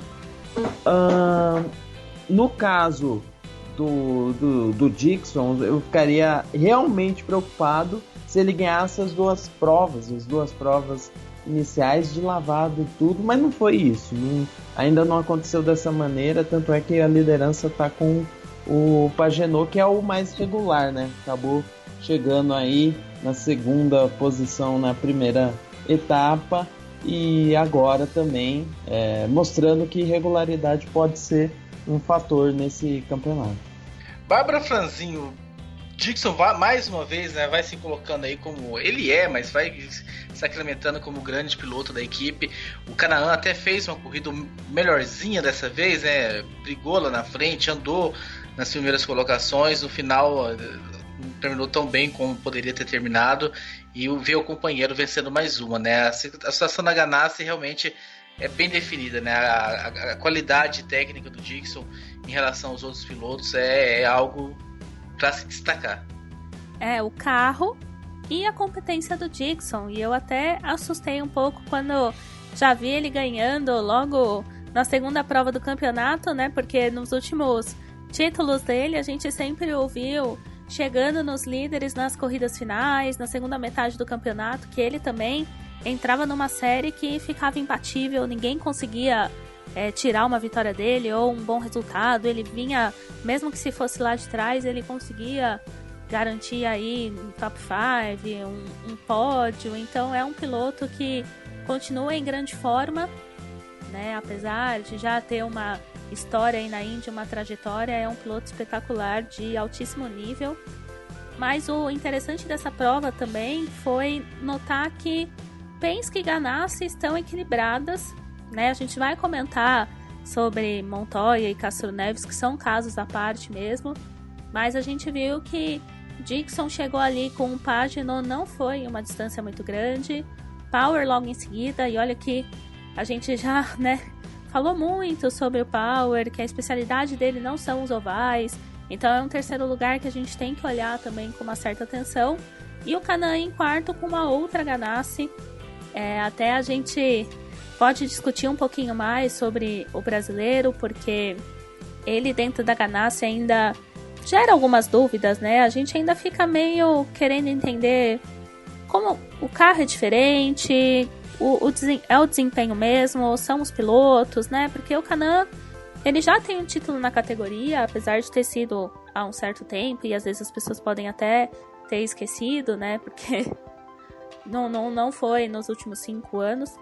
Mas ele já é um piloto que venceu, ganhou 500 milhas, apostaram nele de novo, né? Porque depois de uma certa idade, ver uma equipe grande te contrata, é bem interessante isso, mas parece que ainda falta um pouquinho, sabe? Ele tá melhorando, tá chegando, mas e aí? Bateu na trave? Quando é que vai de verdade? Mas é interessante, só voltando pra gente falar do Dixon, não fugir tanto desse assunto, mas é interessante ver esse equilíbrio e também já ver também que a Chevrolet nessa prova deu um banho na Honda. Exceção Graham Rahal, que também largou lá de trás, conseguiu chegar no 5º lugar. Mas eles já estão até querendo correr atrás para ver o que eles conseguem melhorar. Porque no ano passado eles fizeram, né, a questão de pode-se mexer nos kits. Indianápolis no começo do ano no começo do mês de maio foi um fracasso, que tinham muitos acidentes, aí eles mexeram. Mas esse ano parece que a Chevrolet não quer deixar muito. Então não sei se a gente vai ver mais um domínio dela aí nas próximas pistas em ovais. Vamos acompanhar, né? Ver essa questão, essa briga interna aí de Chevrolet e Honda também, que acontece, né?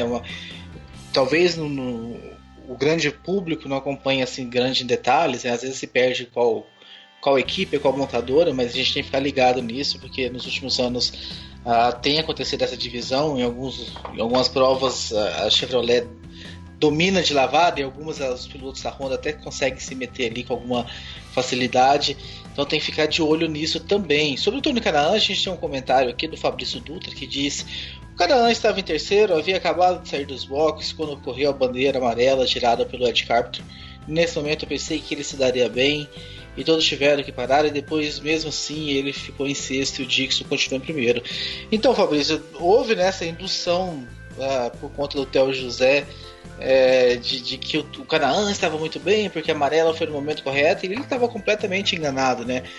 Você que assiste a NASCAR, né, é mais ou menos o mesmo pensamento, né? Se você para num circuito curto como é Phoenix, como é circuito de 1,5 milha, os circuitos menores de meia milha, esse circuito, se você para antes de uma bandeira amarela, você leva um prejuízo enorme. Mesmo que você esteja no pit, o prejuízo é enorme, porque o circuito é muito pequeno, as voltas são dadas muito rápidas, e o trechinho ali só de você desacelerar e você entrar, nisso você já tomou 1 ou 2 voltas, dependendo do circuito. E se tem uma amarela, acaba com a tua estratégia. E o Theo José, eu acho que esqueceu desse detalhe na hora, ele levou muita gente a achar que o Tony ia se dar bem, mas aí é bom que o Felipe Giafone estava lá e salientou, bateu nessa tecla de que não era bem assim. Se o Tony, a gente tá falando aqui de uma boa corrida, uma corrida de destaque, o Hélio Castro Neves não foi bem assim, né? Dessa vez, assim, a gente tem que eximi-lo um pouco aí, ou completamente da culpa, ou Rosa? Porque a Penske parece que fez caca, né? Porque ter problemas de pneus apenas com carros dela, com carros da equipe e as outras equipes não, a gente dá para meio que tirar das costas da fornecedora de pneus e achar que foi a equipe que foi agressiva demais em algum ponto e que isso acabou dando errado, né? Sem sombra de dúvida, Raposo. E além do mais, as duas ocorrências aconteceram da mesma forma, né? Com o mesmo pneu. Agora eu não lembro se é o dianteiro direito ou esquerdo, mas foram o mesmo. Eu acho que foi o dianteiro direito. É isso. Até relembrando que as imagens é o pneu de fora que aparece dechapado. E para mim parece claro que a Penske veio com uma cambagem mais agressiva, que causava um desgaste excessivo da parte interna do pneu, e com isso ele dechapava, causando os problemas, né? Primeiro o Hélio, depois o Montoya, e ela não deveria ter feito dessa maneira, depois de uma análise assim óbvia da corrida, até se você pensar que é uma prova com muito downforce, né, com os carros trabalhando com downforce bem pesado, qualquer tipo de impacto agressivo dentro de um acerto desses vai impactar diretamente o pneu do carro. E foi isso que aconteceu. É lógico que ninguém esperava acontecer isso, mas, poxa, tivemos testes recentemente, os treinos livres, quer dizer, uma equipe como a Penske trabalhando desse jeito não é legal, não é, né? Não fosse uma Dale Coyne, uma Schmidt Peterson que estão andando lá atrás, tudo bem, mas no caso da Penske o problema é mais embaixo. Você tem ali a concorrência direta com a Ganassi pela vitória, enfim, não é algo que possa ocorrer de novo. E assim, Raposo, por mais falando que assim, o Hélio foi, vamos dizer, ele tem essa desculpa, no final das contas ele se recuperou, ficou na volta dos líderes, mas ainda ficou atrás do Montoya, que teve o problema depois dele. Tem essa questão também. Eu concordo com você sobre as críticas à Penske. E ele num momento muito ruim, né? Tanto pro Montoya, que tá mordido pela perda do título ano passado, pelos pontos os pontos duplicados na última corrida, quanto pro Hélio, né, Bárbara? Que assim como o Canaan, meio no mesmo barco, né? Vem de alguns anos, vem de algumas temporadas que sabe que não consegue emplacar, e aí tá numa corrida favorável, tranquilo e favorável, liderando, andando na frente, e acontece esse problema, jogado lá para trás. Teve até muita sorte de conseguir se recuperar e durante a corrida, com algumas bandeiras amarelas, recuperou algumas voltas com alguns pilotos, mas era para ser bem diferente, né, o resultado. Nossa, nem me fala, Raposo. Quando eu vi que o Hélio era pole, Canaan segundo, eu falei, nossa, que bacana, né? Vai ser uma prova bem interessante, porque os dois são pilotos super fortes, vai ser uma disputa bem legal, Penske e Ganassi, já fiquei super animada. E aí quando eu vi o pneu estourado, na verdade eu levei um susto, porque a primeira imagem que eu vi foi do Montoya se aproximando muito e o Hélio ficando super lento, e eu falei, nossa, deu problema, acabou a corrida pra ele. E aí depois, quando a imagem aproximou e a gente viu o pneu, eu fiquei, caramba, gente, como é que acontece isso? Até o Giafone se disse surpreso, porque ele falou que no oval ele nunca tinha visto isso acontecer. E aconteceu 2 vezes, né? Como até a gente já mencionou, com a mesma equipe. Então foi um pouco frustrante, assim, porque ele, tudo bem, correu, foi pros boxes, trocou, ficou 2 voltas atrás. Até o final da corrida ele conseguiu se recuperar, descontou essas 2 voltas que ele tinha, chegou bem atrás, né, dos líderes, enfim, ficou em 11º. Remou e meio que morreu na praia, né? Porque largou em primeiro, chegou 10 posições atrás. É um pouco cruel, porque quando a gente olhar o resultado dessa corrida, daqui, não sei, uns 10 anos, a gente não vai lembrar, talvez, que o Hélio foi mal. Vai olhar e vai pegar no meio do pelotão e falar, nossa, ele não era tão bom assim, né? Não vai lembrar que foi um erro da equipe, que foi um pneu estourado. Olhando tabela por tabela, não tem muito como a gente interpretar. E isso é uma pena, porque tinha muito pra ele ir bem nessa corrida, conseguir marcar pontos aí que são importantes pro campeonato, que todo ano a gente bate nessa tecla, né? O Hélio desperdiça os pontos, ele vai chegando ali no top 10 e no final do ano faz diferença, é isso que falta pro campeonato. Então é uma pena ver esse resultado, e é uma pena ainda mais porque por ter sido com a Penske, que é uma equipe que era para estar brigando lá na frente. A gente viu o Pagenaud, a gente viu que o carro tinha condições, e por uma besteira às vezes, né, que eles acham que conseguem ir além de um limite, não se preparam e acaba acontecendo esse tipo de coisa.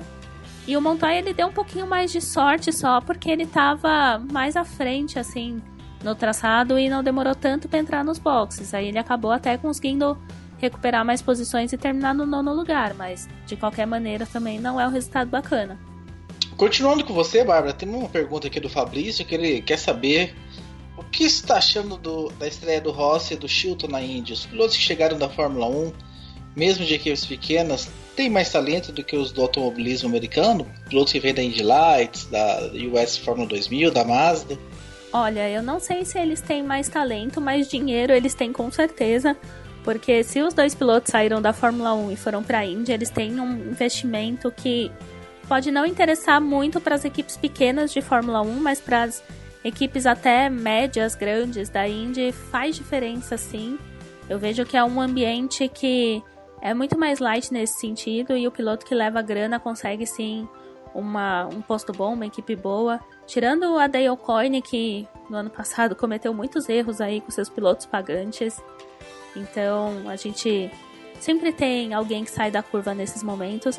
Mas são 2 nomes interessantes no grid. Eu acho que acabam até despertando a atenção de outros públicos que não tinham interesse na Fórmula Indy e porque acompanhavam os 2 lá na Fórmula 1. Enfim, o Chilton é inglês, então podem ali ter acompanhado a carreira dele em algum momento.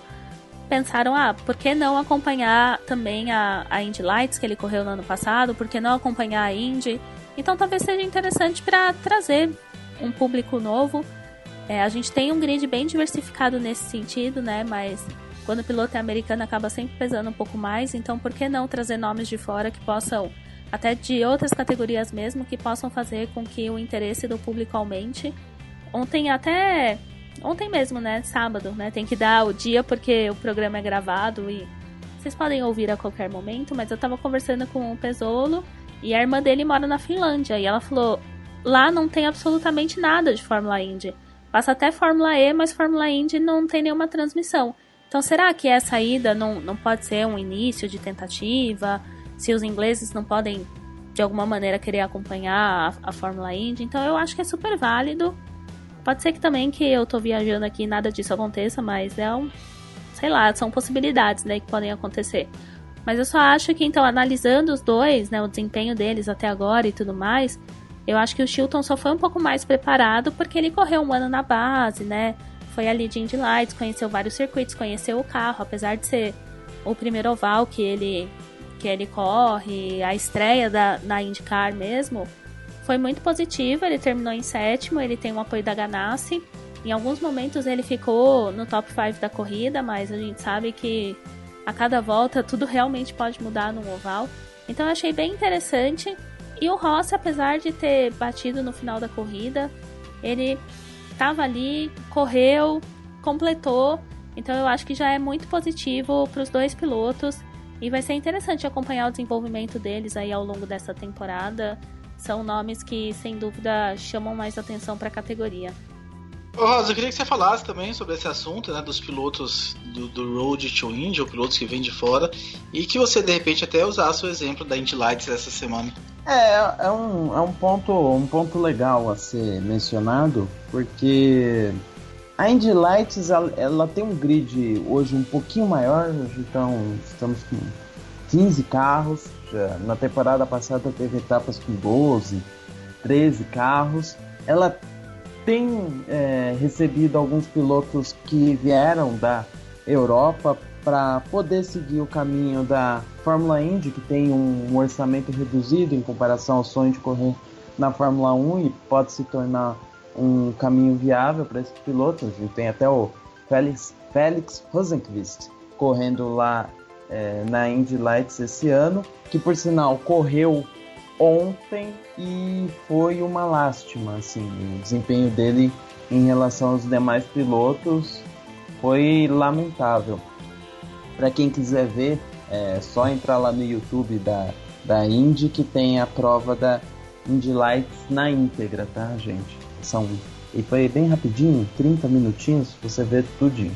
E aí é interessante esse caminho, porque, querendo ou não, Tony já tá com 40, Hélio já tá com 40, Montoya já tá com 40 anos. É um grid envelhecido da Fórmula Indy. Uma hora esses pilotos vão se aposentar, que pode demorar 1 ano, 2 anos, 3 anos, isso aí pouco importa, mas lógico, eles já estão em fase terminal de carreira. Daqui a pouco eles vão se aposentar e tem que ter pilotos à altura para poder entrar nesse grid. Aí é legal que a galera que não está conseguindo espaço lá na Europa venha para os Estados Unidos para se estabelecer num grid fortalecido da Indy. Só espero que esses caras consigam ter o desenvolvimento adequado. Até aproveitando do Chilton e do Rossi, o Rossi não fez uma grande prova, ele teve sorte nos momentos que ocorreram bandeira amarela, ficou na pista e aí conseguiu ganhar as posições, mas invariavelmente era sempre o último do pelotão. Já o Chilton, eu não lembro se eu falei Rossi ou Chilton, eu tenho certeza, eu acho que eu falei Rossi, mas se eu não falei, eu estava falando do Rossi, tá? E o Chilton, esse sim fez uma boa pilotagem, mas estava um pouco ansioso. Sabia-se que ia ser difícil de passar e toda hora ele tentava uma ultrapassagem, chegava muito perto, às vezes perdia a pressão aerodinâmica, balançava o carro e ele perdia uma ou outra posição. Então aí nesse caso ainda falta maturidade para eles, mas quem sabe aí consigam evoluir ao longo do tempo. Eu acho que é difícil a gente bater, eu acho que não existe uma regra, existem exemplos positivos e negativos dos dois lados aí, de pilotos que vêm da Europa, que mandam bem, que mandam mal e vice-versa. O ano passado tinha o Dracone, né, que era europeu, se não me engano. Qual que era a origem do Dracone? Italiano, será? Que é Francesco italiano. Dracone? Não, italiano. Mas ainda bem que, né? Que... Foi embora. Foi tarde. Nossa. Não, a Milka Duno é melhor que ele. E olha que a Milka Duno, convenhamos, não era barra pesada. Lá grande coisa. Ah, sim. Então, eu acho que é difícil a gente bater o martelo realmente, porque são pessoas ali, exige talento, existe barbeiros em qualquer lugar, em qualquer parte do mundo, isso com certeza. Falamos dos brasileiros, falamos do Dixon, né, os problemas aí da Penske com o pneu e tal. Eu queria só bater um pouquinho mais na tecla, né, da questão das ultrapassagens na corrida, porque isso desagradou bastante os nossos ouvintes. E eu queria saber de vocês, se vocês acharam de todo ruim assim a prova, como a gente viu alguns comentários, a questão da bandeira amarela também, né, Bárbara, no fim, muita gente insatisfeita, achando que foi um lixo e tudo mais. E qual foi a sua sensação ao ver a corrida tão boa, ou não tão ruim como o que eu achei, né, terminando em bandeira amarela como foi? Eu gostei da corrida, como eu falei um pouquinho antes, até pra mim, depois de St. Pete, o que viesse mais ou menos seria lucro, talvez pela minha expectativa. Então achei uma prova bem disputada, com movimentações interessantes, estratégias. De novo, vendo a tabela final da corrida, teve muita movimentação, gente que saiu lá de trás e acabou bem na frente, pilotos que tiveram problemas, as amarelas. Então foi uma prova no oval, como tem que ser. Podia ter tido um pouquinho mais de ultrapassagem, mas enfim, não dá também para agradar 100% das pessoas. E o único ponto que foi mesmo anticlímax foi terminar nessa bandeira amarela, apesar da revolta das pessoas achando que era pelo detrito, mas foi por conta de um acidente mesmo. Então eu não sei se um sistema similar ao da NASCAR funcionaria. Acho que tem que ter sido tem que ser muito bem estudado e talvez até os dirigentes da categoria já tenham pensado algo nesse sentido e pode ser que daqui a um tempo eles implementem ou já desistiram da ideia. Mas eu acho que foi uma prova interessante, atendeu minhas expectativas, fez o meu sábado à noite ser muito mais divertido. Então, pra mim, cumpriu a sua missão e eu já estou no aguardo da próxima aqui, ansiosamente, porque é uma das minhas categorias preferidas. Então, toda vez que tem prova da Indy, eu estou feliz de qualquer forma. Tô no seu grupo, Raposo, que não existem corridas ruins. Exatamente. Ô Rosa, essa questão da bandeira amarela aí seria a solução pra Indy implementar uma prorrogação ao estilo NASCAR? Olha, eu acho que poderia ser implementado. Talvez não no mesmo modelo, num modelo diferente, num modelo com um pouco mais de voltas, até porque o carro da Indy é diferente, consome mais, enfim, tem algumas questões que devem ser pensadas, mas a direção da categoria deve ter um certo receio para colocar esse tipo de alteração, porque num passado não muito recente, num passado, aliás, recente, que não tem muito tempo, a Indy adotou algumas mudanças de regra parecidas com as da NASCAR.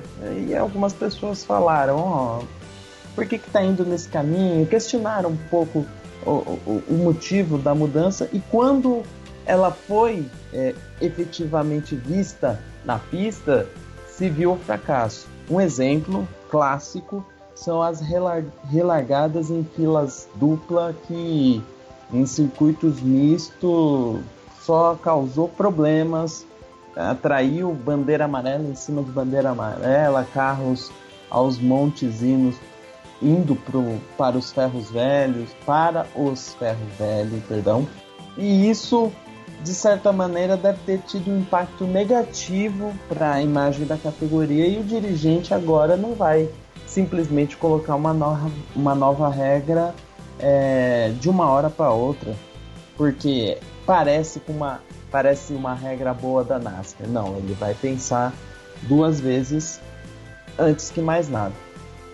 Realmente a gente tem que entender, eu acho que a individualidade ou da singularidade das duas categorias é difícil, não só das duas, né? Entre as várias categorias existentes, é difícil você querer comparar. Existe em alguns casos, sim, eu acho que a comparação existe. Carros de turismo, por exemplo, quando você compara que uma categoria consegue equalizar e a outra não, aí tudo bem, é mais ou menos, você está falando da mesma coisa. Mas quando a gente começa a comparar muito monoposto com a NASCAR, por exemplo, é muito complicado, né? Uma série de questões de diferença de construção de carro, de peso, estilo, a questão do downforce e tudo mais, é meio que impossível, é meio que se comparar banana com maçã, assim, é realmente coisas que não se conversam. Sim, sem dúvida, tanto é que durante a prova teve um comentário no Twitter do Jimmy Johnson, ele defendendo o pacote da NASCAR, um pacote de baixa pressão aerodinâmica, né, de Low downforce, que seria a solução para a Fórmula Indy, que não dá para ser afirmado, né? Eu nem entro tanto nessa discussão do Jimmy Johnson, acho isso em segundo plano. E até falo para os nossos ouvintes que eles têm que entender todo o contexto que tem por trás, né? Empresas diferentes trabalhando para as duas categorias, com objetivos diferentes. Você tem lá marcas de pneu, por exemplo, que são muito impactadas por conta do que acontece na pista. Firestone e Goodyear. A Goodyear é sempre mencionada na NASCAR por conta dos estouros, então sempre tem que dar explicações. A Firestone é a mesma coisa, um pouco já no caso da Penske, caiu em cima da Firestone e se viu que não tinha nada a ver. Os fabricantes de motores a maioria são diferentes, exceto a Chevrolet, mas que tem estruturas completamente diferentes de desenvolvimento da Indy para a NASCAR, e outros parceiros comerciais. Então, esse tipo de opinião do Jimmy Johnson, não estou falando aqui que ele não tem direito de falar, ele tem todo o direito, mas essa opinião tem que ser pensada e analisada por todos os todos os ângulos possíveis, porque tem vários fatores influindo nesse comentário dele. Então é isso, tratamos aí da etapa de Phoenix, Long Beach tá vindo por aí. A etapa de Phoenix da Fórmula Indy, que é a segunda, né, do campeonato, depois de passar por St. Pete. Espero que tenha feito vocês refletirem um pouco, né? Eu sei que a grande maioria do pessoal não gostou. Talvez a nossa argumentação aqui tenha servido para mudar um pouquinho o pensamento de vocês, ou não, às vezes vocês continuam com o mesmo pensamento. Então compartilhe com a gente, mande o seu ponto de vista baseado no que foi dito aqui.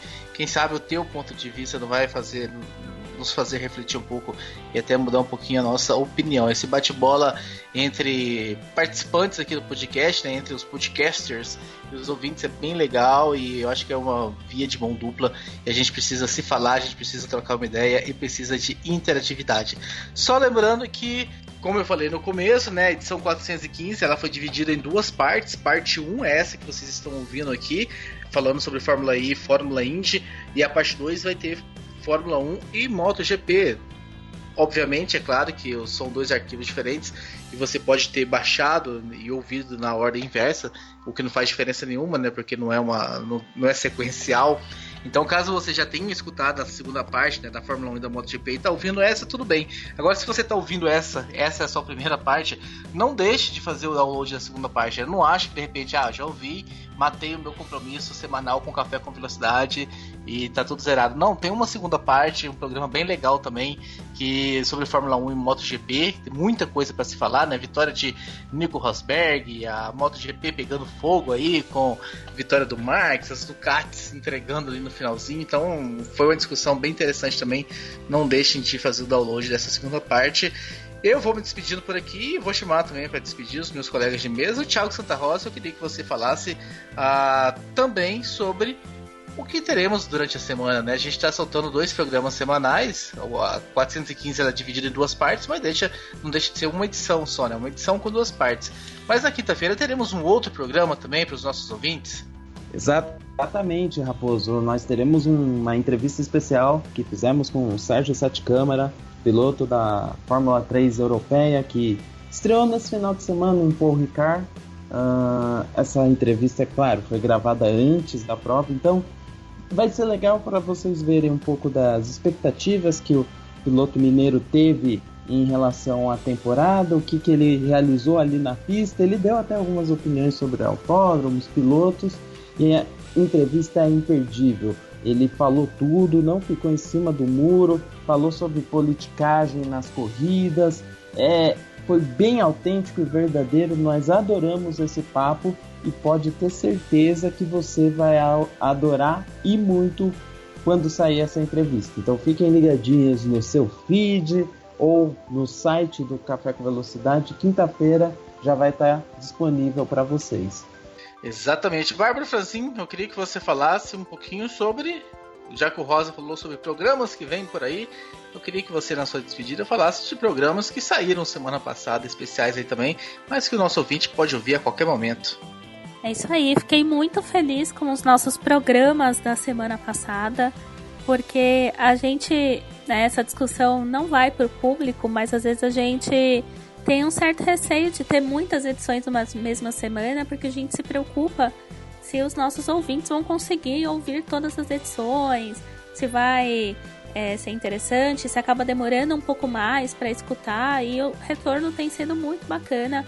A gente viu que o nosso programa aí de segunda-feira, que a gente chama como regular, né, teve um número de ouvintes muito interessante, e também o Cafeteria, que voltou, né, o Sikerovski falava que o Cafeteria estava natimorto, e não está, Sikerovski, voltou o Cafeteria, agora com o Rosa reforçando a nossa equipe, a gente tem o compromisso aí de que o Café vai falar de NASCAR, Moto 2, Moto 3, V8, e também uma infinidade de categorias que consideramos também como tops, mas que por conta aí de tempo de discussão e tudo mais, acabam ficando para um segundo programa, mas são tratadas com todo carinho também.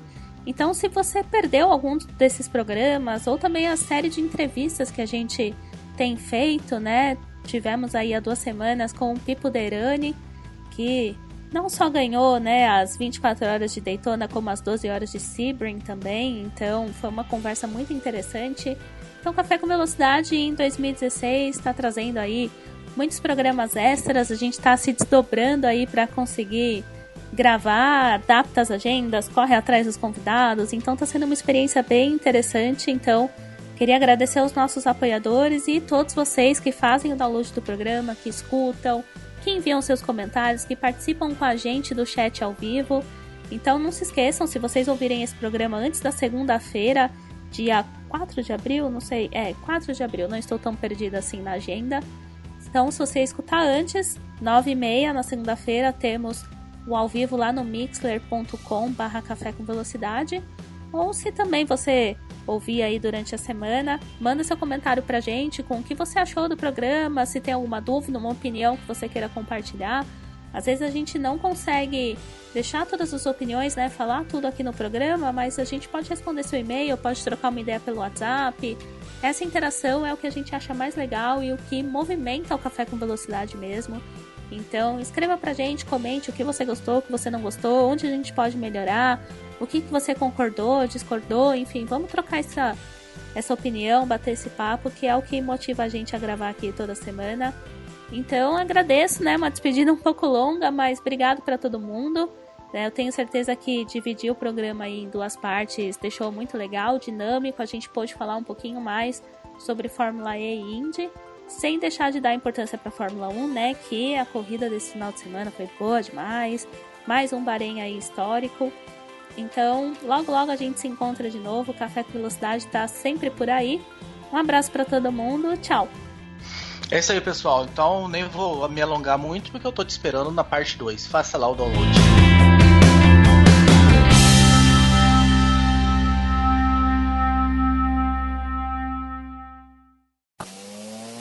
Você ouviu Café com Velocidade, o seu podcast semanal de automobilismo, com Bárbara Franzin, Thiago Raposo e Fábio Campos. De volta na próxima semana com tudo sobre o esporte a motor.